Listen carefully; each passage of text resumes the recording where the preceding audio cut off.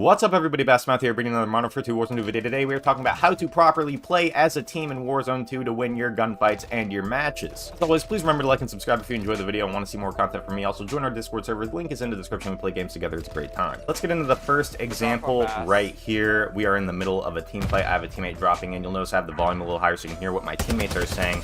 And there's the first down and kill. As you'll see, I had a crossfire here. So we're dealing with this team here. I noticed my teammate Deads has no armor and he's getting pushed pretty bad. He's not in the best position, so I take a position in this room right here to set up a crossfire. What a crossfire is, essentially you're holding the same angle as somebody else but from a different position, so that way if someone tries to push that angle, then they're getting shot from two locations, and it's way harder to deal with, right, because you only have one gun. In addition to that, my teammate Pyro just dropped in here and is providing both oversight and cover, again, for Deads. And then I have a teammate under me also with lines of sight across the street to where the enemy squad is.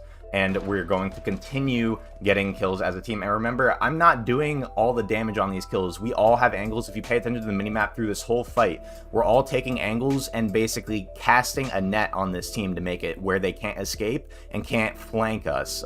So I have lines of sight over here, so they can't flank us in the building on this way.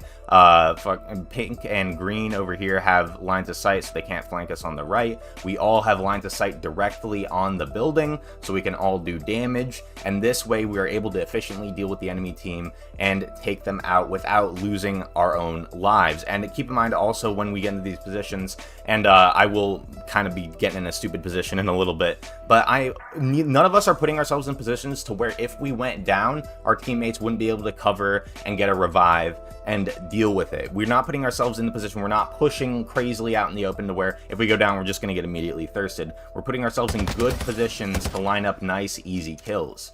And as you see, I got another down right there.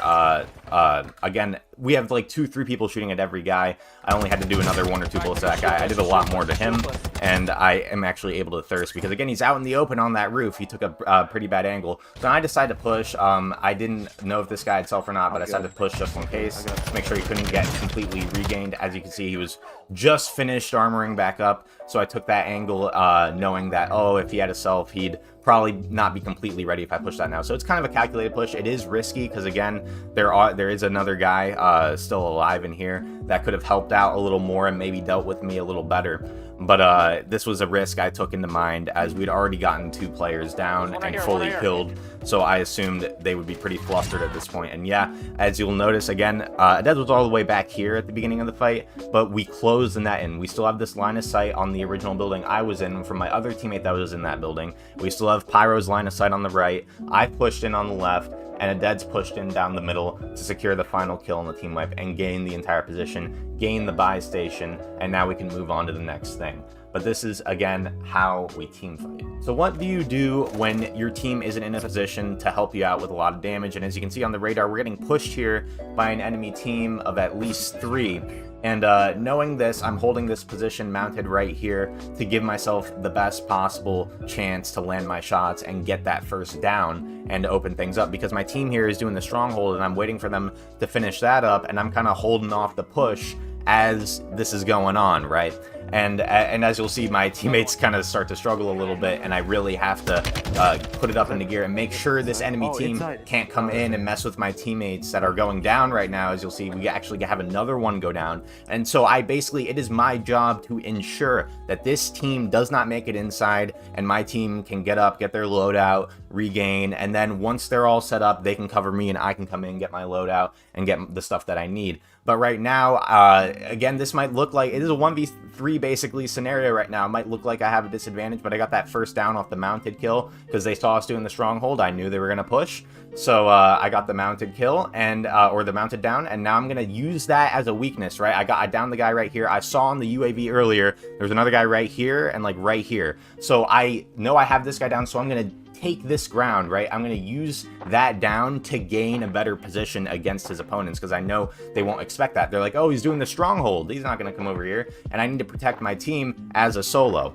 And so I'm going to use the information to my advantage, because it's a 1v3. I have to gain an advantage another way. So I'm going to use the information.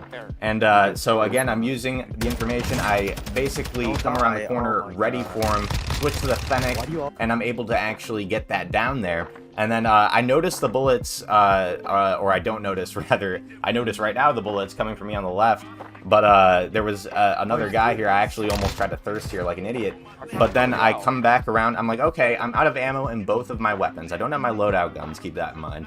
I have a third guy pushing me. I have 2 down. How can I reload? How do I don't have time to armor, because I know a lot of people, they like to armor in these. Don't armor all the time, please. We're going to do a whole other video on armor. But, so I decided to go up like I'm peeking, and so he'll rechow me, put a couple shots in me, and that gives me the time I need to reload. If he had just kept pushing me instead, he probably would have been able to come around the corner and get me right as I was finished the reload. He might have gotten me. But I'm able to finish the reload, and then he decides, he's kind of a bot, decides to stick the revive, and I'm able to clean it up, and just clean up the rest of the kills, and my team is able to get the stronghold, we're able to get the stronghold, and move on again to the next thing. Last but not least, we have a bounty situation.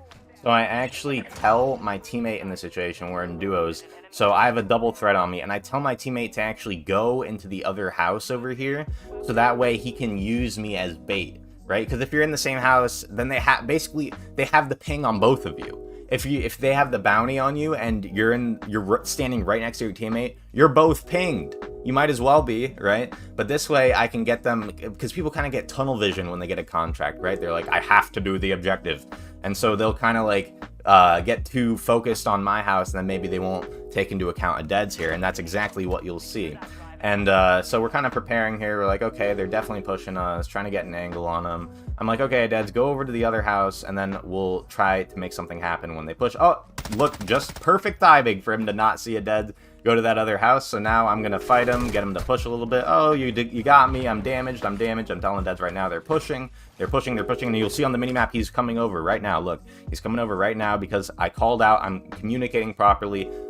So now I'm getting pushed. So I take this angle here because I heard him coming up the stairs, and I know when he's at this point, he probably checked up here. So I'm going to come around and come up here as he's turning the corner, rather, so that way he won't, you know, have that good of an angle on me. And it actually works, and I'm able to get really good damage on him. I'm able to completely, basically, he's one shot, and then come back around the other way, juke him again, get 1 down. And now I'm going to go from down, but keep in mind, now Adeds is here, right? He's in the building. They don't know that because, again, they're so tunnel visioned on me. They're so tunnel visioned on the contract, on the bounty. And so now I can come back in from below, and we can get an insane crossfire, no getting out of that from bottom and top of the stairs. And we just clean them up nice and easy. That was our bounty. Catch you guys in the next one.